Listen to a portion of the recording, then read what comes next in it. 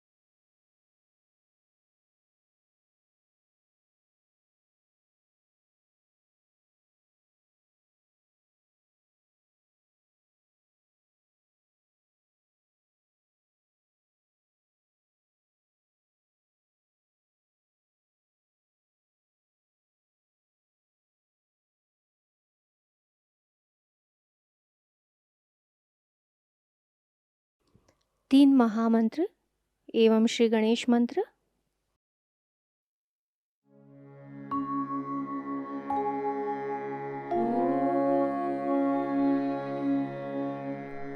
त्वमेव साक्षात् श्री महालक्ष्मी महासरस्वती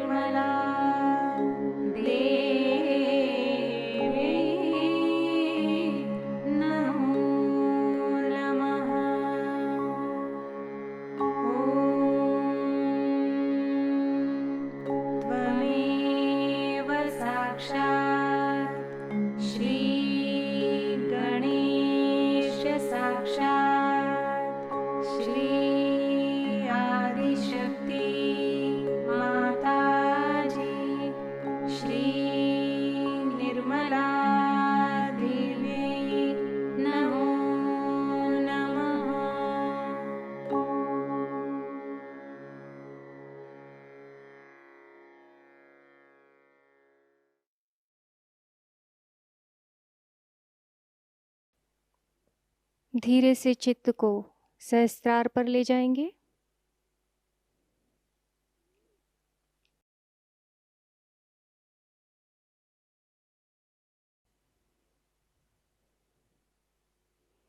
थोड़ी देर ध्यान की इसी अवस्था में बैठेंगे।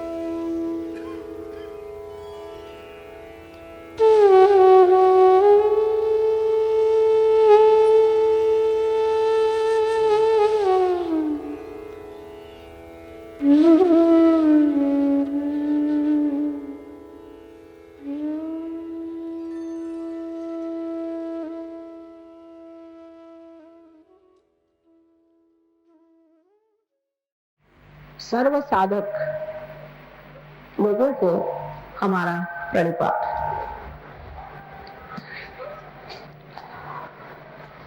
साधक वही होता है जो कुछ साध लेता है।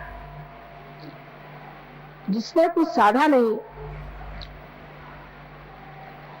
सिर्फ मनोरंजन करता रहा, भजन गाता रहा, मंदिरों में घूमता रहा और उसी तरह से अपना सारा जीवन जिसने बिता दिया, उसने कुछ साधा नहीं। कुछ साधन ऐसा होना चाहिए जिससे आप परमात्मा से संबंधित हो जाए, जिससे योग घटित हो जाए। और ये साधन परमात्मा ने पहले ही आपके अंदर बहुत सुंदरता से सजाया हुआ है। इस साधन का सिर्फ उपयोग करना, इतना ही मात्र एक काम बच जाता है।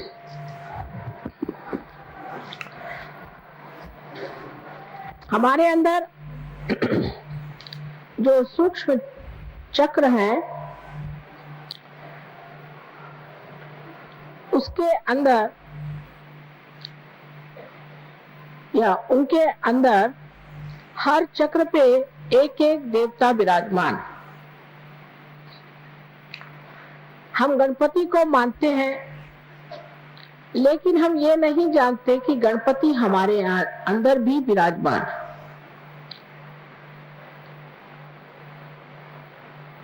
हम विष्णु को मानते हैं, लक्ष्मी विष्णु दोनों को ही मानते हैं, लेकिन ये नहीं जानते कि वे हमारे अंदर विराजमान है। अभी जगदम्बा का जो भजन कहा गया, वो जगदम्बा भी हमारे अंदर विराजमान है। कल आपसे मैंने नाभि चक्र के बारे में बताया था उस नाभि चक्र के चारों ओर जब ब्रह्मा ने सृष्टि की तो भवसागर तैयार हो गया और इस भवसागर में धर्म की स्थापना करने के लिए अनेक महापुरुषों ने आदि गुरु से लेकर के आज तक जन्म लिए हैं, जिनके 10 तत्व हैं। ये 10 तत्व हमारे मानव धर्म को बांधते हैं। ये मानव धर्म हमारे अंदर जैसे कार्बन के अंदर 10 वैलेंसी होती है उसी प्रकार होते हैं, और ये सत्पुरुष सदगुरु अनादि काल से हमारे अंदर इस धर्म को सुसज्जित करते हैं, जिसका पालन हमें करना चाहिए। लेकिन मनुष्य अपने अहंकार में या किसी गलत फहमी में पड़ करके धर्म को अधर्म बना देता है। इसीलिए आज हमको धर्म में बहुत विकृति नजर आती है और हम लोग ये सोचने लग जाते हैं कि धर्म नाम की कोई चीज नहीं और परमात्मा नाम की कोई चीज नहीं है। धर्म हमारे ही अंदर स्थित है। उसका अनेक प्रकार के से हम लोगों ने इन अवतरणों में परिचय पाया। जैसे श्री रामचंद्र जी ने शबरी के झूठे बेर खाए थे। श्री रामचंद्र जी सूर्यवंश के पुरुषोत्तम थे। एक शबरी जो कि बूढ़ा हो गई, उसने अपने दांत से कुरेच करके जो बेर तैयार किए थे उसको इतने प्रेम से खाया। इसमें बड़ा भारी धर्म निहित है, और वो धर्म ये है कि प्रेम परमात्मा को सबसे ज्यादा प्रिय है। जिस मनुष्य के हृदय में प्रेम नहीं है वो मनुष्य परमात्मा के दरवाजे पर आ नहीं सकता, और जिसके हृदय में प्रेम है उसके लिए परमात्मा सब कुछ भूलकर उनके गले लिपट जाते हैं। जैसे सुदामा जी अपने साथ चूड़े ले गए थे, किस प्रेम से उसे उन्होंने खाया। हम लोग अनेक तरह के व्यवहार करते हैं खाने के मामले में, लेकिन ये नहीं सोचते कि जिस आदमी ने प्रेम से हमें कुछ खाने को दिया, वो चाहे कोई भी हो, वो प्रेम का पुजारी जो है यही परमात्मा स्वरूप है। तो धर्म का स्वरूप जो है वो है प्रेम। लेकिन आजकल धर्म में झगड़े। कोई कहेगा कि माँ का धर्म प्रेम है, तो ये झगड़े क्यों होते? सारे संसार में जितने भी ये सदगुरु आए हैं, ये सब एक पेड़ पर आने वाले अलग अलग समय पर फूल हैं। वो एक ही जीवन के पेड़ पर आए थे और पनपे थे, लेकिन जब हम उन्हें तोड़कर ये हमारा और ये हमारा, उनके मरने के बाद जब जिंदा रहते तो उनको सताते हैं, और अगर सताते नहीं तो उनका जो सताना है उसे देखते हैं। सारे साधु संतों को हमने सताया, अगर सताया नहीं है तो कम से कम जिस वक्त तो इतने तकलीफ में थे, हमने किसी ने तब नहीं कहा कि भाई क्यों साधु संतों को सता रहे हो। किसी ने उनको एक गिलास पर पानी तक नहीं दिया। ये साधु संत इस दैवी पेड़ के फूल हैं। अब उनको तोड़ करके ये मेरा फूल है, ये तेरा फूल है, मेरा फूल तेरे से उत्तम है, से तो फूल मर गए। उस मरी हुई चीज को लेकर के आज हम झगड़ा कर रहे हैं।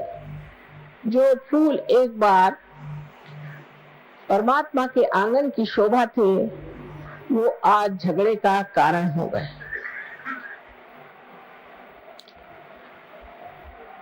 सो ये सारा धर्म जो है वो प्रेम का धर्म है, क्योंकि सारी शक्ति ही परमात्मा के प्रेम की है। अगर परमात्मा हम लोगों को प्यार न करते तो वो इस सृष्टि की रचना ही न करते।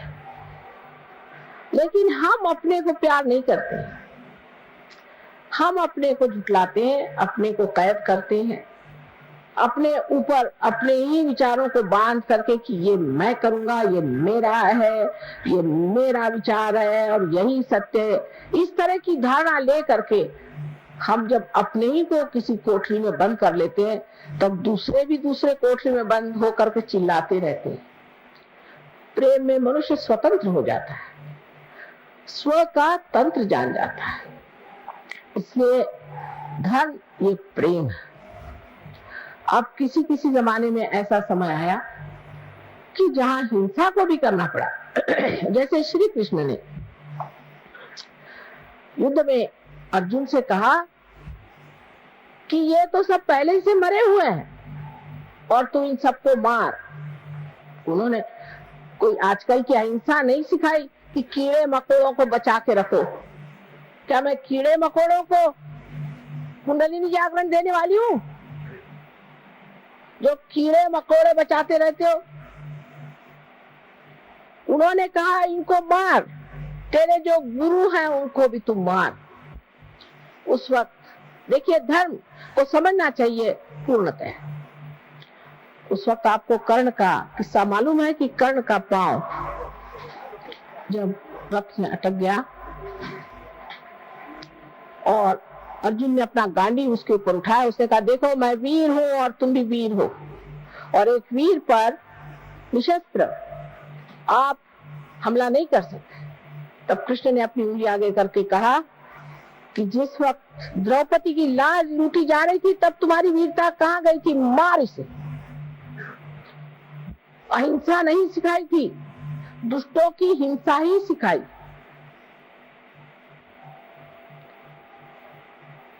हम तो दुष्टों की तो अहिंसा करते हैं और भले लोगों की हिंसा करते हैं। हमारे यहाँ बहुत से ऐसे लोग हैं कि वो कहेंगे कि साहब हम तो कीड़े मकोड़े बचा के रखते हैं, लेकिन अगर किसी के घर पे कुर्की लाना है तो उसकी बीवी बच्चों को बाहर निकाल के खड़ा कर देंगे।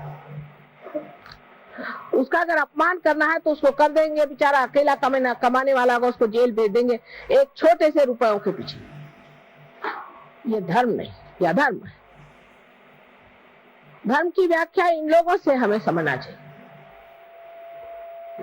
हमारे सामने ये अवतरण आए जिन्होंने हमारे अंदर एक चक्र तो बनाए, लेकिन इन्होंने हमारे सामने आदर्श भी रखे जिनको हमें समझना चाहिए।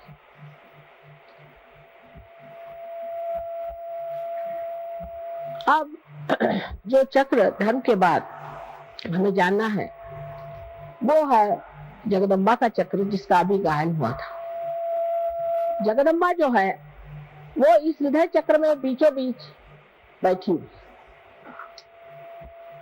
ये हृदय चक्र 12 पंखुड़ियों से बना हुआ।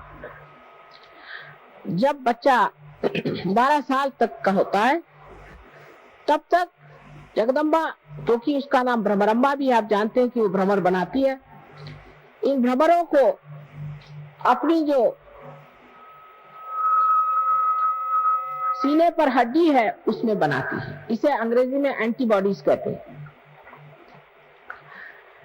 ये 12 साल तक वो बना के तैयार कर देती है, और जब कभी किसी बच्चे पर कोई आक्रमण आता है तो ये भ्रमर उससे लड़ाई करते हैं, झगड़ते हैं।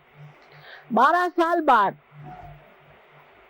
ये भ्रमर सारे शरीर में फैल जाते हैं। लेकिन जैसे कि हमारे ऑल इंडिया रेडियो है, उसी प्रकार ये जो हड्डी है, इस हड्डी से ही उनको आदेश जाते हैं कि अब यहाँ लड़ो, अब ऐसे हमला करो, कुछ जरूरत है और इधर से लोग भेजो। ये हमारे अंदर होने वाले सारे आक्रमणों से लड़ते रहते हैं और कभी कभी हताहत भी हो जाते हैं। ये चक्र विशेषकर औरतों का ज्यादा पकड़ा जाता है, क्योंकि उनका विश्वास ये नहीं होता कि हमारी माँ जगदम्बा है, सर्वशक्तिमान, सबका पालन करने वाली, सबका तारण करने वाली जगदम्बा हमारी माँ है। पति ने जरा सा डांट दिया या कहीं कुछ चीज डर की बता दी तो औरतें डर के बैठ गई। जिस देश में पद्मिनी जैसी वीरांगना हो गई, उन वीरांगनाओं का आपके सामने स्वयं आदर्श है, वो तो जीवित आदर्श है इतिहास में। लेकिन आजकल की औरत जो है बड़ी डरपोक है और उसे आदमी भी जरूरत से ज्यादा दबाते हैं और उसकी परवाह नहीं करते। उस वक्त उसका ये चक्र पकड़ जाता है और उससे ब्रेस्ट कैंसर की बीमारियां ज्यादातर होती हैं। ये चक्र आदमी में भी पकड़ जाता है। जब पकड़ जाता है तो वो डरपोक हो जाता है, बहुत डरता है और छोटी छोटी बात में उसे डर लगता है, झिझक लगती है, हाथ उसके थरथराते हैं, पैर उसके थरथराते हैं, किसी भी काम में पड़ता है तो डरते रहता है। जगदम्बा ये शक्ति है। ये देखिए उस जगह बैठी हुई है जहां पर कि भवसागर में से लोग भक्तगण ऊपर आना चाहते हैं तो देवी उनकी रक्षा भी करते हैं और उनको मदद करके ऊपर खींच लेती है। आप जानते हैं कि देवी ने अनेक बार इस संसार में जन्म लिया। आपके राजस्थली में भी उन्होंने सती रानी बनकर थोड़ी सी देर के लिए चमक दिखाई और यहाँ के राजा लोग सभी शक्ति के पुजारी हैं। ये सब होते हुए भी एक तरह की भीरुता, डर मनुष्य में बैठा हुआ। सत्य को डर नहीं होना चाहिए। जो आदमी सत्य पे खड़ा होता है वो किसी से डरता नहीं। सारे संसार के सामने सम्मुख होकर के वो जो सत्य बात है उसे कहता है। 1970 में मैंने मुंबई में एक बहुत बड़े जहांगीर कावसजी हॉल में जितने भी राक्षसों ने जन्म लिया है उनका सबका नाम और उनका पहले का नाम सब बताया। किसी ने न मुझ पर केस करी और ना ही कोई मेरे ऊपर आफत लाए। एक साहब ने कहा माँ आपको गोली से उड़ा देंगे। मैंने लाओ तो सही, कौन गोली मारने वाला है, मैं देखती तो हूँ। थर थर थर थर कांप उठेंगे। ये माँ की शक्ति होते हुए भी हम लोग इस कदर कायर और डरपोक हो गए। इसकी वजह ये भी है कि वीरता को हमने जाना नहीं, शूरता को हमने समझा नहीं और सत्य का हमने मान नहीं रखा। असत्य पे चलने वाले लोग डरपोक होते हैं। माँ सत्यवान लोगों की ही पूजा करती है और उन्हीं को संभालती है और उन्हीं की रक्षा करती है। तो ये विश्वास रखना चाहिए कि हमारे ही अंदर श्री जगदम्बा का जब स्थान है उसे हम जागृत कर लेंगे। अनेक बीमारियां इस चक्र की खराबी से होते हैं। उसके जो राइट साइड में आप देख रहे हैं चक्र है, इसे हम राइट हार्ट कहते हैं। ये चक्र यहाँ राजस्थान में बहुत पकड़ता है। ये श्री राम का चक्र है। श्री राम का चक्र है जो कि पुरुषोत्तम है। एक तो लोग जो सरकारी चीजों से बहुत डरते हैं उनका ये चक्र बहुत पकड़ता है, क्योंकि पुरुषोत्तम श्री राम ये एक आदर्श राजा थे और उनको जो लोग मानते हैं उनको किसी भी गवर्नमेंट से डरने की क्या जरूरत है। जब उनका साम्राज्य बैठा हुआ है तो गवर्नमेंट से डरने की कौन सी जरूरत है। वो मर्यादा पुरुषोत्तम थे। उसी तरह से अगर आप अपनी मर्यादाएं में रहे तो कोई भी गवर्नमेंट आप पे आंच नहीं ला सकती और वो आपको पूरे तरह से रक्षित रहने के लिए समर्थ है। इस चक्र को पकड़ने से मनुष्य को अस्थमा की बीमारी हो जाती है। अब ये चक्र है पिता का, क्योंकि श्री रामचंद्र जी हमारे पिता स्वरूप है। ये पिता का है। अगर किसी पिता का अपने बच्चे से बिगाड़ हो गया या किसी बच्चे का अपने पिता से बिगाड़ हो गया या किसी तरह से पिता का जो स्थान है वो रिक्त हो जाए, जैसे कि बचपन में ही पिता की मृत्यु हो जाए या पिता की तरफ से कोई तरह भी तकलीफ हो या पिता बच्चे को उच्छृंखल बना रहा है, उसको बुरे रास्ते पर डाल रहा है, तब ये चक्र पकड़ता है। उससे आपके अंदर अस्थमा की बीमारी हो जाती है। ये बीमारी ठीक हो सकती है, लेकिन इसका ये मतलब नहीं कि आप सब अस्थमा वालों को मेरे पास लाइए। इसका मतलब है कि कुंडलिनी को जागरण करके पहले ये चक्र ठीक करें।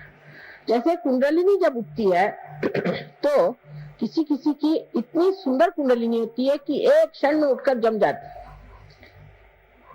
और उसके बाद उनको कोई बीमारी ही नहीं आती। एक तो ये हुए। उसके बाद दूसरे ऐसे लोग होते हैं कि जिनकी कुंडलिनी उठती तो है पर बार बार गिर जाती है।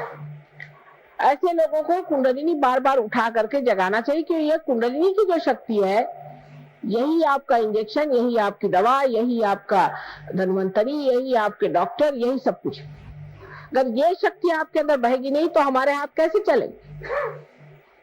और तीसरे लोग हैं जिनकी की कुंडली जमी बैठी है, वो उठती ही नहीं। ऐसे लोगों को ठीक करना कठिन जाता है। श्रद्धावान लोग जो होते हैं, जो कहते हैं हाँ थोड़ा सा हमारा फर्क आ गया, ठीक हो रहा है, उन पे कुंडली नहीं चलती। बहुत से लोग हैं, हमने बहुतों को ठीक किया, बीमारियां ठीक करी, लेकिन हमने देखा ये कि उनमें से बहुत कम लोग सहज योग में उतरते हैं। आपको सोचना चाहिए कि परमात्मा जो है वो भी समझदार है और ऐसे दीप क्यों जलाए जो प्रकाश न दे। ऐसे दीप को जला के फायदा क्या, समय बर्बाद करके, कि जो सिर्फ अपनी तंदुरुस्ती ठीक करने आते हैं। ऐसे बहुत से पहलवान भी हैं जो मेरे पास आते हैं कि माँ हमें शांति दो। क्या तंदुरुस्ती ठीक होने से सब कुछ हो जाएगा? फिर एक चक्र ठीक होगा, फिर दूसरा खराब होगा। आज एक बीमारी होगी, फिर कल दूसरी होगी। रात दिन मैं क्या यही करती रहूं?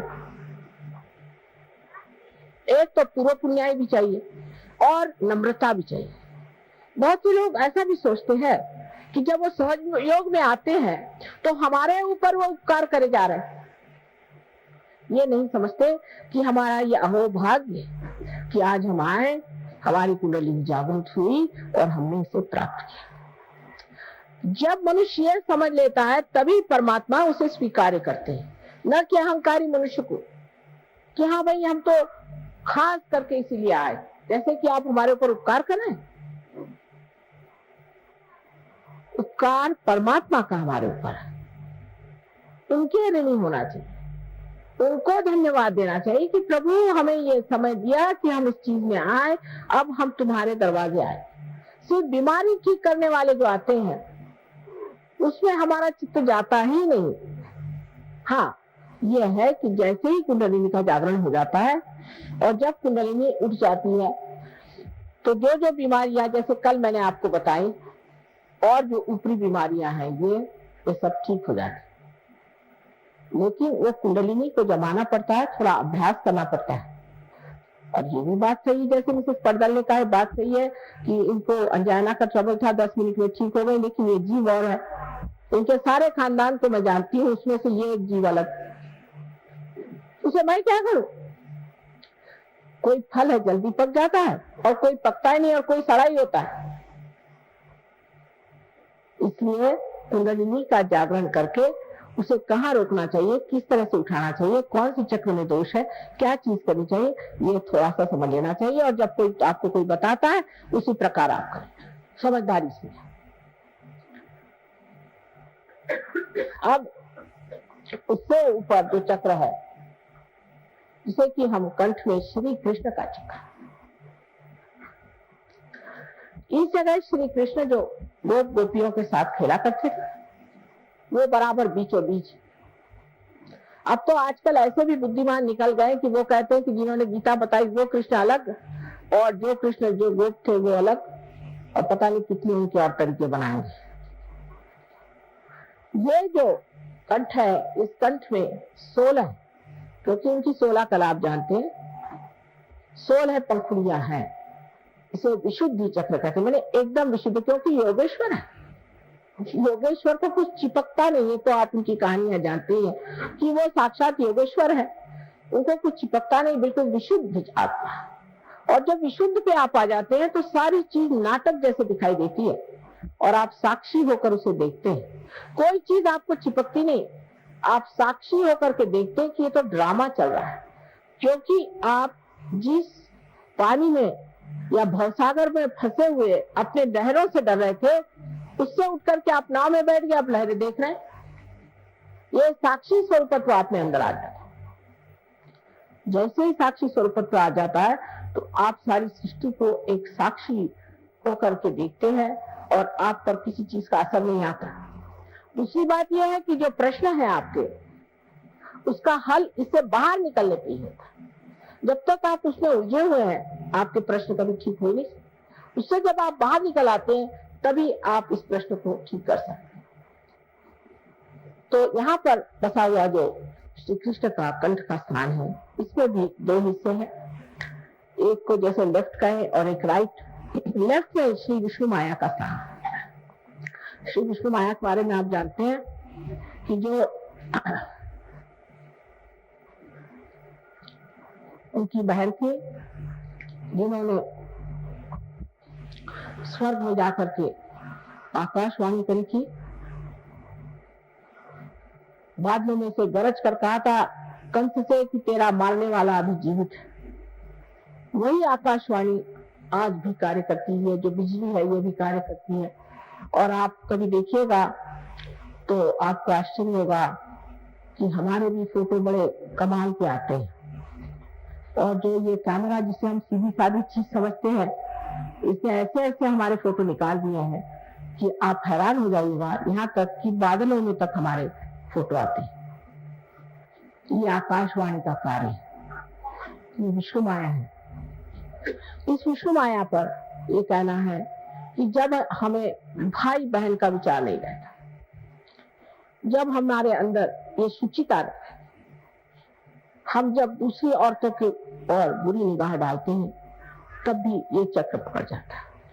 या किसी कारणवश सोचते हैं कि हम पापी हैं, हम दुष्ट हैं, और इस तरह की बेकार के अपने बारे में न्यून कल्पना कर लेते हैं, तब भी ये चक्र पकड़ता है। ये कल्पना कहीं कहीं बहुत ज्यादा मैं देखती कि हम तो पापी हैं, क्योंकि रात दिन जो आता होगा तुम लोग पापी हो, ये संसार पापी है, और जो बताने वाला वो कौन बड़ा धर्मात्मा है। ये सब बातें सुन सुन के मनुष्य अपने को इतना नीचा गिरा लेता है कि उसकी ये लेफ्ट सीधी पकड़ती है, और इसके पकड़ जाने से अगर हृदय में भी पकड़ आ जाए तो अनजाना जैसी बड़ी घातक बीमारियां हो जाती है। रात दिन कभी पत्नी, कभी पति, कभी घर, कभी समाज, किसी भी औरत में यह हमेशा बढ़ते रहता है कि तुम बड़ी खराब। उस वक्त ये चक्र पकड़ जाता है और इससे अनेक बीमारियां हो जाती, पर सबसे घातक बीमारी इसकी अनजाना की है। दूसरी जो राइट साइड है, उसमें हम जिसे महाराष्ट्र में विट्ठल कहते हैं, और जिसे आपको ये कि द्वारिका में बसे हुए श्री कृष्ण जहाँ राज्य कर रहे थे, उनका स्थान।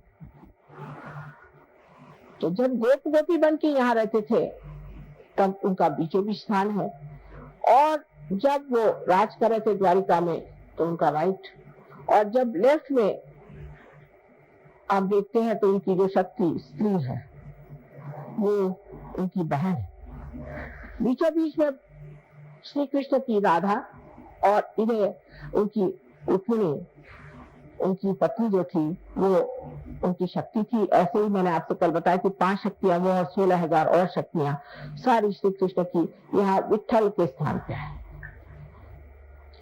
लेकिन इसमें भी इतने दोष आ गए कि विट्ठल की मूर्ति पंढरपुर में उनका साक्षात हुआ, जैसे आपके गोविंद महाराज की यहाँ मूर्ति आई है स्वयंभू। उसके बाद लोगों ने वहां पे अपना धंधा शुरू कर दिया, और एक एक महीना मुंह में तंबाकू डाल के विट्ठल विट्ठल विट्ठल करते हुए पैदल जाते थे। अब तंबाकू जो है ये कृष्ण के विरोध में, उनको बिल्कुल तंबाकू नहीं पसंद। जो लोग तंबाकू खाते हैं उनका ये चक्र खराब हो जाता है, या जो तंबाकू पीते हैं उनका ये चक्र खराब हो जाता है, और इसीलिए उनको कैंसर की बीमारी होती है। इसका इलाज है आप अजवाइन की बुनी मुंह में लें, अजवाइन का पत्ता जला करके और उसकी बीड़ी फूके, श्री कृष्ण उससे खुश रहते हैं। दूसरा इसका इलाज है कि आप मक्खन को दूध में या पानी में, गर्म पानी में डाल के उसे पिए, उनको मक्खन बहुत पसंद है। नाक में आप घी डालें, घी और थोड़ा सा कपूर, क्योंकि कर्पूर वगैरह आप जानते हैं तो आप कपूर के बड़े शौकीन हैं, सो कपूर थोड़ा सा डाल करके वो नाक में छोड़ें, कपूर माथे पे लगाएं। जो कुछ श्री कृष्ण को पसंद है वो सारा करने से वो प्रसन्न हो जाते हैं, और आपका विशुद्धि चक्र ठीक हो सकता है, आपका कैंसर ठीक हो सकता है, आपकी सारी तकलीफें ठीक हो सकती है। जब आप सबका गला पकड़ जाता है तो मेरा भी गला पकड़ जाता है, क्योंकि इतनी मेहनत पड़ जाती है इसको ठीक करते करते, तो भी पहाड़ जैसे लोगों की कुंडलिनी कभी कभी उठती ही नहीं, बड़ा प्रयत्न करना पड़ता है। खासकर विशुद्धि चक्र पे ये 3 ऐसे पेंच बैठे हुए, उसमें से ये कि जो लेफ्ट विशुद्धि है, अगर मंत्र वगैरह किसी गलत गुरु से लिए है और बक रहे हैं उसको सुबह से शाम तक, तो वो मंत्र भी पकड़ जाता। इन सब चीजों के लिए उसका इलाज सहयोग में हरेक का मंत्र रूप भी है, आसन रूप भी है, और भी कुछ उसके साथ में थोड़ा बहुत जैसे पानी, जल या चीनी, इस तरह की चीजें दे करके किया जा सकता है। अब आज्ञा चक्र हमारा बीच में, ये महाविष्णु का स्थान, इसका वर्णन हमारे यहाँ बहुत सुंदर देवी महात्म्य में मार्कंडेय स्वामी ने करके रखा है, लेकिन कौन पढ़ता है आजकल देवी महात्म्य, किसको फुर्सत है। ये महाविष्णु का स्थान है, और यहाँ जो 2 स्थान है उसमें इस तरफ बुद्ध और इस तरफ महावीर जी। अब बुद्ध के लोगों ने भी बुद्ध का हाल खराब कर दिया। उन्होंने कहा था कि आप भगवान की बात ही मत करो, पहले ईश्वर की बात मत करो, कोई मूर्ति की भी बात मत करो, क्योंकि जब तक आत्म साक्षात्कार नहीं होता है तब तक लोग न जाने किस किस चीज को पूजेंगे। कोई भी पत्थर देखा उसको पूजने लग जाएंगे। ये क्या जानेंगे कि कौन सी स्वयंभू मूर्ति कौन सी नहीं। तो पहले आत्म साक्षात्कार, आत्म साक्षात्कार, आत्म साक्षात्कार, इसी को पहले जाना। इससे लोग उनको कहते हैं वो अनिश्वरवाद थे। ये बात थी, वो बहुत प्रैक्टिकल आदमी थे। शुरू में हम भी यही कहते थे कि बाबा पहले आत्म साक्षात्कार लो फिर बात करें। लेकिन जैसे कल आपने एक महाशय जी को देखा कि ध्यान करते हमें आत्म साक्षात्कार नहीं चाहिए, तो आप तशरीफ क्यों ले आए यहाँ तो सिर्फ आत्म साक्षात्कार का काम है और कुछ। यही बुद्ध ने कहा था कि आप पहले आत्म साक्षात्कार कीजिए। पर जब उन्होंने कह दिया कि किसी चीज की पूजा मत करो, कुछ न करो, आत्म साक्षात्कार को प्राप्त हो, तो इन लोगों ने तरह तरह के उसके ढोंग निकाले और उस ढोंग पे चल पड़े। महावीर जी के लिए क्या कहने, वो तो साक्षात भैरवनाथ जी, बहुत बड़ी चीज। एक बार जंगल में ध्यान करते करते जब लौटे तो उनका आधा वस्त्र कुंज में फंस गया। अब बुरा मत मानिएगा, लेकिन जिस बात का मुझे बहुत ही बुरा लगता है, क्योंकि वो भी हमारे बेटे हैं, तो उनका जब वस्त्र आधा फट गया और वो आ रहे थे, कहते हैं कि कृष्ण ने ही उनकी परीक्षा ली कि भाई तू तो अवलिया है, तू तो अवधूत, तुझे क्या जरूरत, मेरे पास तो एक भी कपड़ा नहीं, मैं नंगा खड़ा हूं, मेरे लिए तेरा कपड़ा दे दे। तो उन्हें एक क्षण भर के लिए उसको कपड़ा दे दिया। वो तो राजप्रसाद में रहने वाले राजकुमार थे, एक क्षण भर के लिए वो छुपा कर चले गए और अपना कपड़ा पहन लिया। आज देखिए कि उनके क्या क्या तमाशे लोगों ने बना के रखे हैं। एक माँ के हृदय से पूछिए, क्या इस तरह से उनके तमाशे बनाने चाहिए? सारी दुनिया भर में उनको इस तरह से घुमाते हैं और रास्ते पर भी इस तरह से घूमते हैं बेशर्म जैसे लोग। ये क्या, उन्होंने महावीर जी ने ये कहा था, अरे महावीर जी हो जाओ फिर देखा जाएगा। इस तरह की अनेक चीजें लोगों ने की है, जिससे कि मेरा हृदय एकदम कभी कभी लगता है कि इन लोगों के पाप कभी धुलेंगे ही नहीं, जिन्होंने इतनी बड़ी बड़ी महान विभूतियों का इस तरह से अपमान खुले आम पत्थरों पे किया, सीमेंट पे किया, हर जगह कर रहे हैं। उनको कैसे परमात्मा माफ कर सकता है?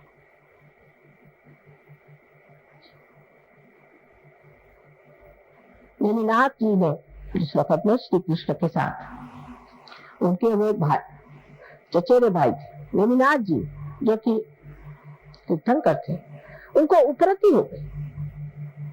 उनके शादी में बहुत सारे जानवर आए मारने के लिए और परिंदे आए, उनको देखकर उपरति हो गई। ऐसे सबको हो सकती है। तो उन्होंने ये बात कह दी कि भाई मैं ये हिंसा नहीं करूंगा। लेकिन अब जो कीड़े मकोड़ों को भी बचाते बैठते हैं, ये कोई इन्होंने कहा था क्या? कहां से कहां आप लोग पहुंच जाते हैं। कम से कम जो सही बात है उसको सीखना चाहिए। मैंने बहुत सारे जैन मुनियों से बात करी कि भाई जो महावीर जी ने कहा ध्यान करो वो क्यों नहीं करते, ये सब मंदिर मंदिर बनाते हो। तो कहने लगे कि माँ इसलिए कि ध्यान करने से शुद्र सिद्धि आ जाती है इसलिए। मैंने कहा देखो भाई, शुद्र सिद्धि आती है तुम्हारे अंदर, ठीक बात है, लेकिन अब हम तुमको सहयोग से असली ध्यान लगाएंगे। आप पहले ध्यान करो। अब बहुत से जैन लोग सहयोग को समझ रहे हैं कि महावीर जी का जो कहना है वही माता जी कर है, और जो बुद्ध ने कहा वही काम माता जी, जो सच्चा दरबार कहते वो ये। और बेकार की चीजों में अपना पैसा, अपना सारा चित्त बर्बाद कर देना ठीक है। अब तीसरे यहाँ ईसा मसीह, ये ईसा मसीह का खून हम लोग पहनते हैं, समझ। अब ईसाइयों का तो और गधापंथी क्या बताओ आपसे, माँ गधे लोग हैं, इनसे तो बात ही नहीं कोई कर सकता। इनसे बढ़ के तो कट्टर लोग कोई है ही नहीं। हम लोग सोचते हैं कि मुसलमान कट्टर है, कम से कम वो दिखाई देते हैं, ये तो छिपे हुए कट्टर लोग हैं और माँ गधे हैं। इन्होंने कभी ईसा को समझा नहीं। ईसा ने, क्योंकि उनका स्थान बराबर आंखों के बीच में जो ऑप्टिक चाइज्मा उसमें है, तो उन्होंने एक वाक्य कहा था, दाउ शैल्ट नॉट हैव एडल्ट्रस आईज। तुम्हारी आंख इतनी अबोध होनी चाहिए कि उसके अंदर कोई सी भी लालसा नहीं होनी चाहिए। बताइए ऐसा आपको आज तक कोई ईसाई मिला है जिसके आंख में लालसा न हो? जिस बात को उन्होंने खास ठोस तरीके से कहा वही चीज उनमें नहीं, वो तो सभी में एक ही हाल है। जबकि हमसे भी बताया गया कि हम सब में आत्मा स्थित है, तो हम लोगों ने जाति बना ली जन्म के अनुसार। जन्म के अनुसार जाति हो ही नहीं सकती, और व्यास जी लिख ही नहीं सकते। व्यास जी किसके लड़के थे जिसको मालूम है, सब जानते हैं क्या? मत्स्यगंधा के लड़के थे ना, एक मछुआरी के लड़के थे, शादी भी नहीं हुई। वो व्यास जी क्या ऐसी बात लिखेंगे? लेकिन ये बना दिया कि जन्म से आप ब्राह्मण है, ब्राह्मण होना पड़ता है। यही बात मैंने आपसे बताई।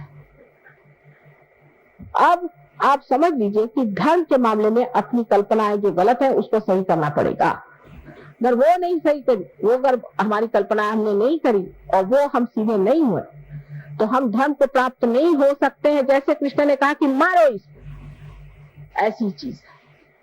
जो सच है उसको पाना है, उसको मानना है। इससे हमारे अंदर के जो दूषित धर्म है सब निकल जाएंगे, और जो सच्चा धर्म वो खड़ा होकर के सारे विश्व में एक धर्म हो जाए, क्योंकि सब ने एक ही बात कही। अब रही बात कि उसके 3 चक्रों के बारे में मैंने बताया आपसे, 3 जो यहाँ पर है कि बुद्ध, महावीर और ईसा मसीह, ये 3 आए और इनका जीवन तपस्या से रहा। अब वेद में भी 7 हमारी स्थिति बताई। भू माने पृथ्वी, पृथ्वी से बना हुआ श्री गणेश। भूर्व अंतरिक्ष बना हुआ ब्रह्मदेव, ब्रह्मदेव ने अंतरिक्ष बनाया। उसका वो सिर जो तत्व है वो कहते हैं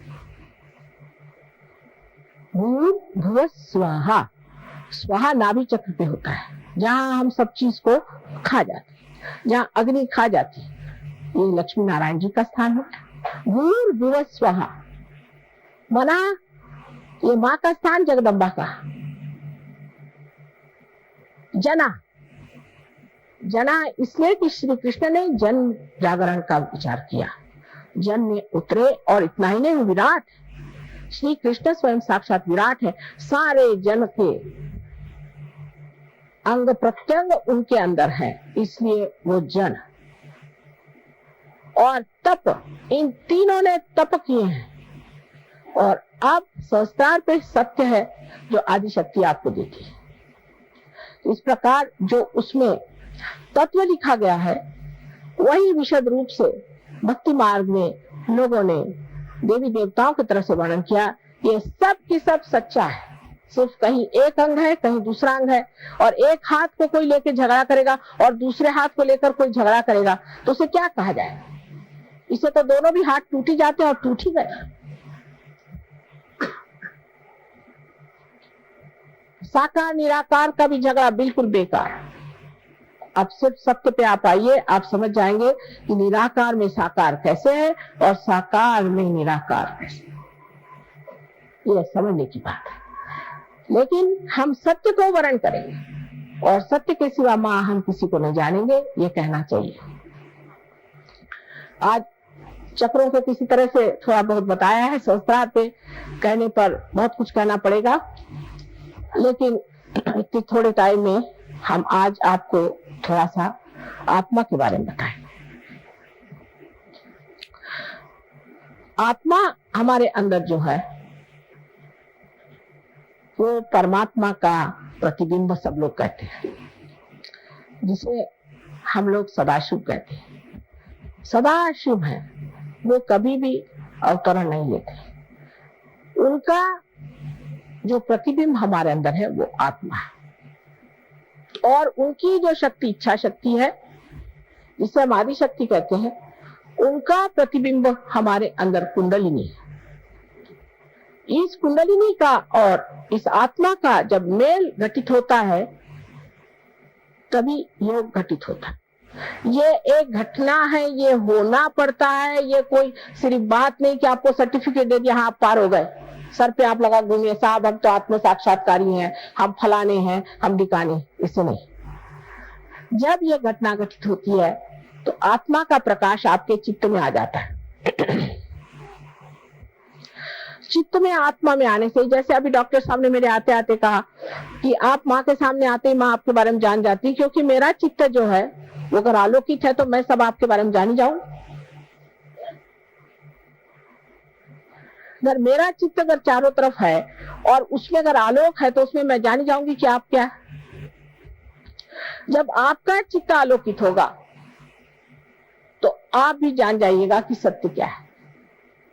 जैसे एक आदमी बहुत बढ़िया प्रवचन देते हैं, बहुत अच्छा भाषण देते हैं और काफी नाटक भी कर सकते हैं, और लोग सब उनके ऊपर बिल्कुल क्या गुरु महाराज। पता हुआ कि जेल से अभी छूट के आए 10 महीने पहले। ऐसे रोज ही क्या आपको, आप जरा अंदर आ जाइए, क्योंकि क्या हो रहा है, डिस्टर्ब हो जाता है, अंदर आ जाइए। बच्चों को भी कहे इधर से आ जाओ, झांकने की जरूरत नहीं। तो इस तरह के रोज के अनुभव आते हैं कि आज एक बाबा जी आए, कल दूसरे बाबा जी आए, वो इतना रुपया लेके चले गए, वो आए, वो इतना हमारे साथ धन धाने ले गए। सारे आजकल तो जैसे कुछ पता नहीं इनकी कहीं से, जैसे कि बरसात में मेंढक बोलते हैं, इसी तरह से बाबा जी लोग आजकल सब जगह बोला करते हैं। आज भी हमने देखे कि इनके बाबा जी, उनके बाबा जी, जिस गांव में जाती नए नए बाबा जी सुनाई देते। तो आत्मा से ही आप जान सकेंगे कि ये आदमी सच्चा है या झूठा है, क्योंकि ये संपूर्ण तत्व है, एब्सोल्यूट जिसको है। उसमें दो चीज नहीं, वो केवल है, उसमें दो चीज नहीं है। जैसे कोई आदमी है, उसको हमने देखा, ऊपर से हम कहे न कहे, लेकिन हम जान गए कि क्या है, जो जान गए सो ही सही है। आप कहेंगे कि साहब ये कैसे, क्योंकि जो जानने वाला है वो आत्मा है, वो केवल ज्ञान जानता है, केवल ज्ञान, वो अज्ञान नहीं जानता। और केवल ज्ञान में वो बराबर बता देगा कि ये चीज ऐसी है, माने वो सत्य स्वरूप है, एकदम आपके सामने साक्षात हो जाएगा। शुरुआत में तो आपको जरूर है कि अपनी उंगलियां हाथ पे देखना पड़ेगा कि चक्र कहाँ पकड़ रहे हैं, कौन सा इनका चक्र पकड़ रहा है, इनको कौन सी तकलीफ है, ये वो देखना पड़ेगा। बाद में ये करते करते अभ्यास से आप इतने माहिर हो जाएंगे कि देखते से आप बता देंगे। अब बहुत से लोग आते हैं, भाई तुम्हारा कोई गुरु नहीं, मेरा कोई गुरु नहीं। अरे भाई दिखाई दे रहा है तुम्हारे पेट में कुमला रहा है, लेकिन बोले नहीं मेरा कोई गुरु नहीं। अरे है, बता दो नाम तो जल्दी ठीक हो जाएगा। वो बताएंगे नहीं गुरु का नाम। अरे मेरा भी समय बर्बाद करो, अपना भी बर्बाद करो, इतना बड़ा हमें काम करने का सारे विश्व का है। छोटी छोटी चीज में लोग अटक जाते, क्यों नहीं उससे छुटकारा पाते। इस तरह से जब आप अपने सत्य को जानते हैं तो आश्चर्य होता है आपके अंदर। आप देखते हैं कि मेरे अंदर भी ये कैसा दोष आ गया, ये कहां से आ गया। जैसे आज एक लड़की से हम बात कर रहे थे कि भाई तुम्हारे लिवर की शिकायत है और तुम इतनी छोटी लड़की, बहुत जो आदमी सोचता है उसको लिवर की शिकायत हो जाती, क्या तुम तला हुआ खाना बहुत खाती? नहीं, मुझे अच्छा ही नहीं लगता। तो मैं पैदा हुई तभी से मुझे। क्या तुम्हारी माँ शराब पीती थी? नहीं, शराब नहीं। बाप मेरे शराब पीते थे। तो मैंने देखा ये है कि शराबी बाप का बच्चा जो होता है उसका लिवर बचपन से ही खराब होता है। तो आप पहले ही वरदान बच्चे को दे देते, उसका लिवर पहले ही बचपन से ही खराब होता है, पैदा होता है तभी से उसको जॉन्डिस हो जाएगा। अगर बाप शराबी है तो, अगर बाप का लिवर खराब है तो, माँ का लिवर खराब है तो बच्चे का भी लिवर खराब हो जाएगा।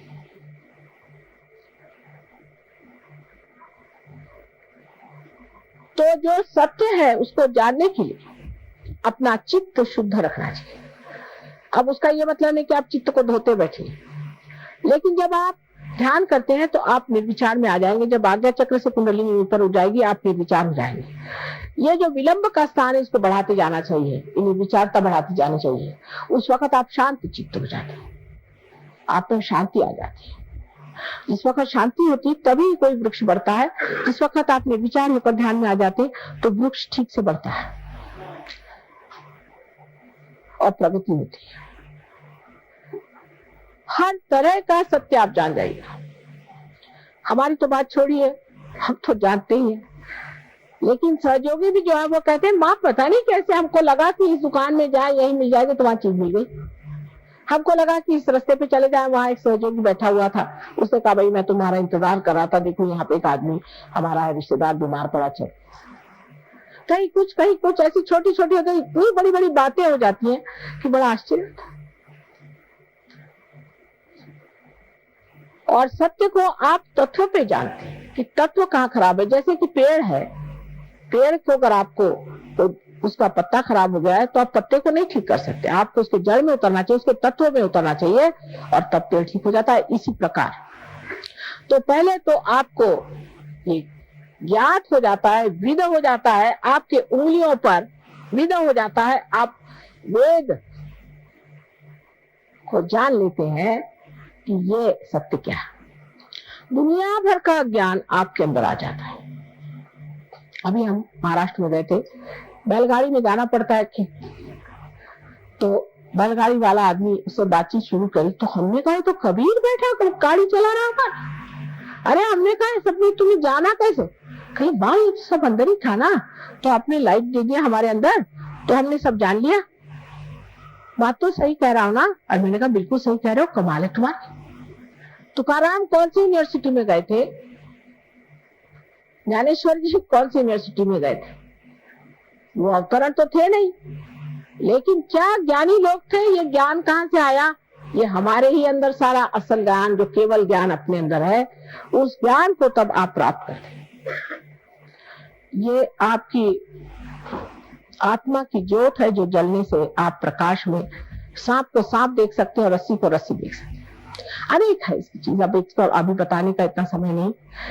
तो ये सत्य है और चित्त भी है। आत्मा चित्त क्या है कि सामूहिक चित्त है। जैसे कि विराट के शरीर में आप अंग प्रत्यंग है, उस अंग प्रत्यंग को ये मालूम नहीं कि वो विराट के शरीर में। जब उसका आत्मा जागृत हो जाता है तो वो जानता है कि मैं विराट के शरीर में घूम रहा। उसकी सामूहिक चेतना जागृत हो जाती है, उसका चित्त सामूहिक होता है। जिसके अंदर आत्मा की ज्योत आ जाती है उसका चित्त सामूहिक होता है। माने आपका क्या प्रश्न है वो तो बताता ही, क्योंकि आपको आत्मदर्शन होते हैं, लेकिन दूसरों के प्रश्न भी बताता है। और अगर आप ये भी जान ले कि ये कैसे ठीक करना है तो वो भी वो ठीक कर देता है। इसलिए सारा समग्र ज्ञान एक ही चीज का नहीं। अब समझ लीजिए डॉक्टर के पास जाइए तो डॉक्टर कहेगा भाई देखो तुम अभी इसका, मैं तो डॉक्टर पेट का हूं, तुम इसको दांत वाले के पास ले जाओ। उधर वो सारे दांत निकाल लेगा, कहेगा भाई तुम्हारा दांत ठीक है।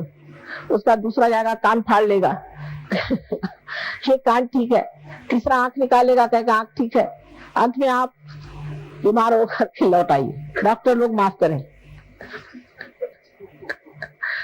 लेकिन सहयोग में समग्र ज्ञान होता है। माने ये कि एक आदमी आया, माँ मेरे पेट में दर्द हो रहा। अब ये कोई कहेगा अरे पेट में दर्द हो रहा है, इसको कोई पेट की दवा नहीं, इसके अंदर कोई और चीज आ गई है, उसको निकालना है। इसको किसी और का असर आ गया है, वो निकालना है। कोई काली विद्या हो गई, वो निकालना है। सारा समग्र ज्ञान सहयोग में आता है। ये नहीं इसके लिए साइकोलॉजिस्ट के पास जाओ, उसके लिए उसके पास जाओ। ये तो बच्चे हैं, अभी तो इन्होंने कुछ जाना ही नहीं। जो केवल ज्ञान है वो आपके अंदर है, और छोटे छोटे बच्चों को तक मालूम रहता है। छोटे छोटे बच्चे भी इस केवल ज्ञान को जानते हैं। हमारी एक नातिन है, बहुत छोटी सी थी, उनके पिता माता गए थे लद्दाख में, तो वहां एक लामा जी भी ढामा जी होते हैं सारे, तो लामा जी बैठे होते, सारे ऐसे ही है, एक से एक बढ़ के, किस किस का नाम ले। तो लड़की छोटी सी थी, उसने देखा उनकी ओर, तो सब पैर छू रहे थे। इन्होंने सोचा हम नहीं छुएंगे तो अच्छा नहीं दिखा, इन जाकर पैर छुए तो उनको गुस्सा चढ़ गया। लड़की जाकर उनके सामने खड़ी हुई, 5 साल की जैसे खड़े होकर कहती कि ये सर मुड़ाने से और ये चोगा पहन लेने से आप पार नहीं हो जाते, आप क्यों सबसे अपना पैर छुआ रहे? ये खेलने हमारे तो काटो तो क्यों नहीं, एकदम उनके सामने कह दी, उतरिए ऊपर से नीचे। 5 साल की लड़की ने कहा। एक पखंडानंद जी कोई थे, और महर्षि उनका था क्या नाम, जो दक्षिण के हैं बहुत बड़े, वो बहुत बड़े पंचीय गुरु थे। उनका 100वां साल था, तो हमें उन्होंने विशेष रूप से अतिथि बुलाया था। वहां पहुंचे, पखंडानंद जी बैठे थे। पखंडानंद जी बड़ा सा चोगा पहन के बैठे। दूसरी हमारी नाती थी, सामने बैठी थी, वहां से कहती नानी ये जिसने मैक्सी पहना इसको भगाओ, तो इससे बड़ी गर्मी आ रही है, हम लोग सब जल रहे हैं। और बहुत से सहयोगी थे, वो भी हंसने लगे। इतने प्रकांड पंडित छोटे छोटे बच्चे तक निकल आते हैं। उसका कारण यह है कि उनका चित्त आत्मा के प्रकाश से आलोकित है। और सबसे बड़ी देन परमात्मा की यह है, आपकी शरीर व्यवस्था ठीक हो जाती है, मानसिक व्यवस्था ठीक हो जाती है, सारा क्षेम, जिसमें कि आपकी आर्थिक अवस्था भी ठीक हो जाती है। सब चीज अवस्थाएं ठीक होने के बाद जो सबसे परम चीज है वो है आनंद। केवल आनंद का आप निरा आनंद आप भोगते हैं। आनंद में सुख और दुख नहीं होता, आनंद एक केवल होता है। उसका अनुभव आपको आत्मज्ञान के बगैर आ नहीं सकता। लेकिन जो साधे भोले भाले लोग होते हैं वो फट से इसको पकड़ लेते हैं, और जो बुद्धिमान होते हैं पहले ये उंगली क्या, वो उंगली क्या, माँ इधर से कैसे चला रहा वैसे। और जो सीधे सारे लोग होते हैं, माँ हम तो आनंद के सागर में तैर रहे हैं, और सारा ज्ञान अपने आप ही जान जा रहे हैं। इस प्रकार आत्मा का जो सच्चिदानंद स्वरूप है वो प्रकट होता है हमारे चरित्र में। सारे आमूलाग्र हमारे अंदर जो परिवर्तन आता है उसको देख कर लोग आश्चर्यचकित होते हैं कि ये आदमी, अरे बाप रे, ये कहां से कहां पहुंच गया, ये पत्थर से हीरा कैसे बना। आज समय आ गया है, ये खासकर बाहर के दिन आए जबकि अनेक अनेक फूल फलीभूत होने वाले हैं, इसलिए कार्य हो रहा है। समय की बात है, आज समय की ये बात है, और इस समय पे आप लोग भी फलीभूत हो जाए और अपना जो कुछ सुकृत है, अपना जो कुछ पुण्य है उसको आज पालें। जो कुछ आपकी धारणाएं हैं, जो कुछ भी आपने सोच रखा है, वो परमात्मा नहीं, जो है सो है, उसको आप बदल नहीं सकते। आपको बदलना होगा और समझना पड़ेगा परमात्मा। अपनी धारणाओं को छोड़ दीजिए और देखिए प्रत्यक्ष में, जैसे एक साइंटिस्ट देखता है खुली आंख से कि क्या चीज है, इसे देखा जाए, इस प्रकार आप भी इसे खुली आंख से देखिए। परमात्मा आप सबको आशीर्वादित करेगा।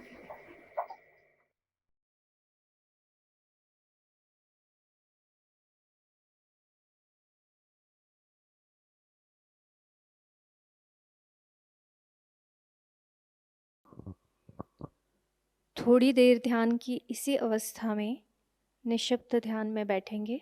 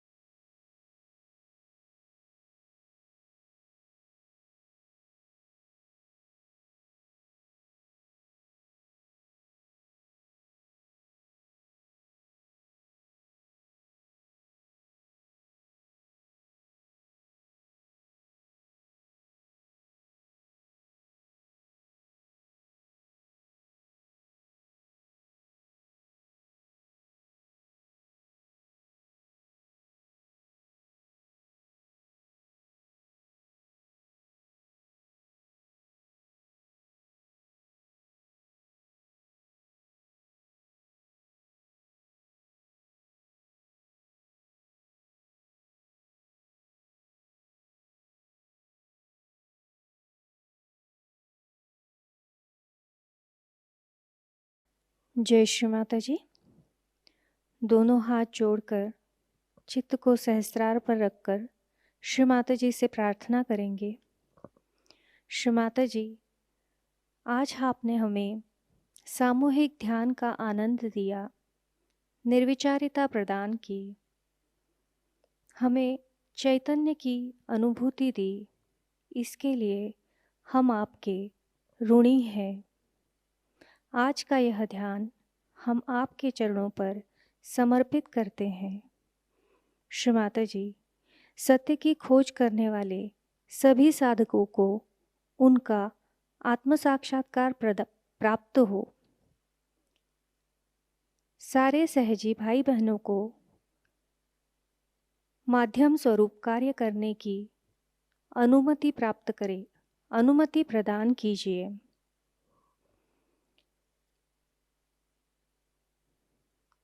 श्री माता जी, अमृतवाणी में दिया हुआ ज्ञान हमें हमारे जीवन में हर क्षण आचरण में लाने के आशीर्वाद हमें प्रदान कीजिए। श्री माता जी, आपने हमें आत्म परीक्षण करना सिखाया, हमें आत्मा बनाया, हमें क्षमाशील बनाया, इसलिए हम आपके ऋणी हैं। श्री माता जी, कृपा करके हमें करुणामय बना दीजिए, हमें भोलापन प्रदान कीजिए, हमें निर्लिप्तता प्रदान कीजिए। हमारी सारी प्रार्थनाओं का स्वीकार कीजिए। हम सभी सहजी भाई बहनों के कोटि कोटि प्रणाम कृपा करके स्वीकार कीजिए। जय श्री माता जी। सामूहिक बंधन।